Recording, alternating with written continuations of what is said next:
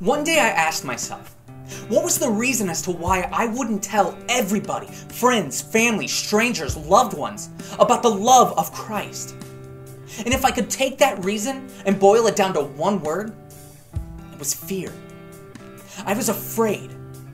I was afraid of what people would say about me, if they would listen to me, if it would ruin the friendships and relationships that I had had. I was so afraid that even when God would present me with the opportunity to talk to somebody, I would shy away from it. I would change the subject or I would leave. Then I started to think, if I was so afraid, was I alone? So I got into my Bible and I realized that there's over 20 different occasions in which God had to tell people, men of God, to not be afraid. And these aren't just small people, these are big names, like Abraham, Moses, Joshua, all the way to Peter, Paul, John.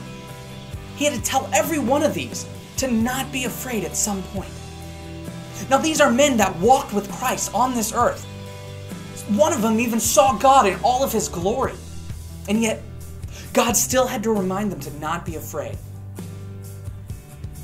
So, I developed this challenge to give people just like me, Christians like me, who are afraid to tell about the love of Christ, a little thing to do each and every day to help build up their courage and to understand that God never wanted them to be afraid. And so you do this challenge. You take 23 days out of your schedule. You look into God's Word, you read the devotional, and you try to accomplish the one challenge of the day. And it will eventually build up to hopefully giving you the courage to tell at least one more person about God. When you do this challenge, I want you to think about them.